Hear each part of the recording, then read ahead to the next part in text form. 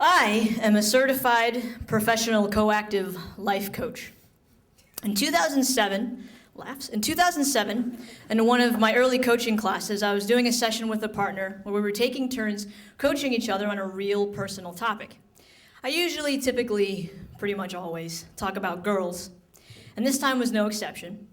So I'm telling my partner, Rebecca, that I was decently content in most areas of my life, right, like job, health, family, friends.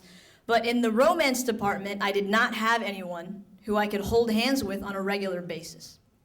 And if you're not familiar with life coaching, Rebecca's next question to me will give you a pretty good idea.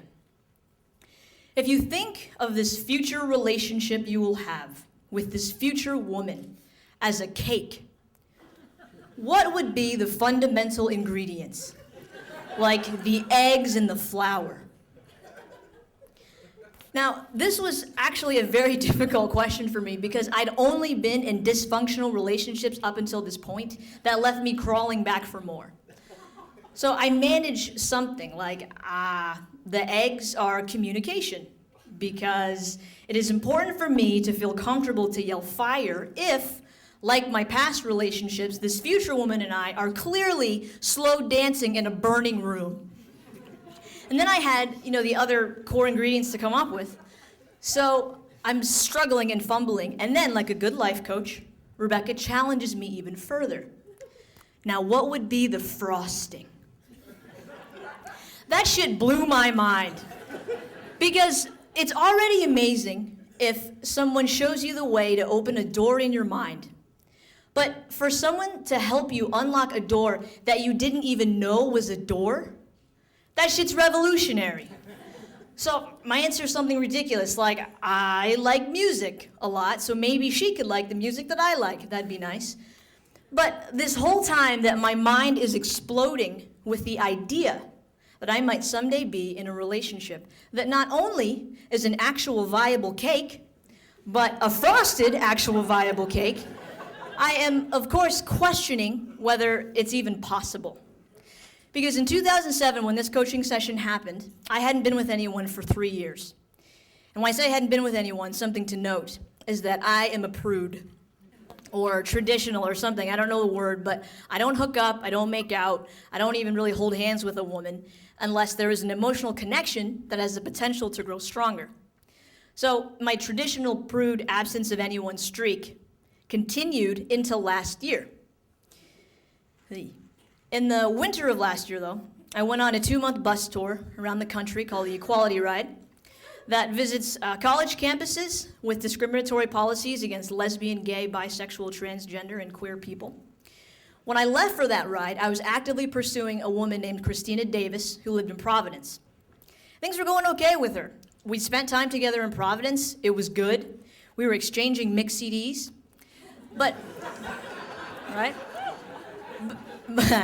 there was one glaring caveat about the whole situation with her, which is that I actually had no idea if she was even into me.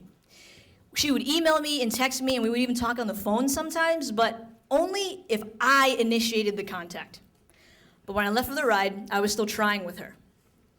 When I got to the ride, there were a lot of touchy-feely people there, kind of like dancers, right? Like, we were in very close quarters, and we were doing a lot of emotionally intense activities. So there was a lot of hugs and affection being thrown around all the time.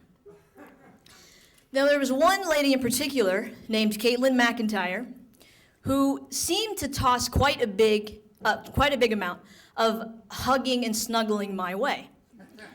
Now, so sometimes I thought maybe she was flirting with me, but if hugging and snuggling means flirting, she flirted with a lot of different people a lot. So I didn't really think anything of it. But a few days in, a good friend of mine on the ride asked me if I liked Kate because he said that she liked me. It's like 6th grade. But now Kate was and is amazing, which is an objective fact. It's not a matter of thinking she's amazing, it's a matter of knowing it. And I knew it. But I was still focused on Christina Davis. And I didn't know if she liked me, but I liked her. And again, I'm a traditional prude, or whatever. So I don't even like to like two girls at one time. I don't. So I decided actually to continue to try with Christina Davis because, you know, I did like her and I had just been focused on her for so long. But what I soon realized after I just kind of expanded my focus, because that decision actually lasted one day, after I expanded my focus was that my lens actually moved and shit came into focus for real. Because I actually liked Kate a lot, and I actually genuinely liked her displays of affection. I increasingly wanted to be around her, like, all the time. And when we hugged, my head fit perfectly onto her bosom. And the thing is, Kate knew what she was doing, too. Like, from the moment I met her, everything about her screamed not prude and not traditional. But the first time that I actively decided to flirt back with her surrounding the shift I'd made in my mind from Christina to Caitlin McIntyre, she was talking to me about building a future life together in Alexandria, Virginia, and how amazing that would be. Now, I took every flirtatious thing Kate said with at least a little tongue-in-cheek. But again, she knew what she was doing. She knew that Jennifer Lou is all about mating for life. So she's talking to me about this future life. And I look at her and I say, but Kate, you're 20 years old. I'm 28. I'm ready to find the one for me now and settle down. When will you even want to get married? Like 10 years from now? You know, I figure a girl like this, if she even wants to get married, will only want to after like at least 3 decades of solo work, right? So, but she turns to me and says, no, maybe like a year. But if it were you, I'd marry you tomorrow. I was toast. Toast.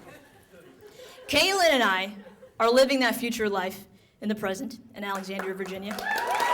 Hey. I'm not even done yet. She is a renegade. She is a hurricane plus a tornado that somehow keeps me safe. She challenges me every day, both in the inspirational way and in the everyday living together kind of way. She does like the same kind of music that I do. And, you know I might be too close to the situation, but I am pretty sure that is a frosted cake with rainbow sprinkles.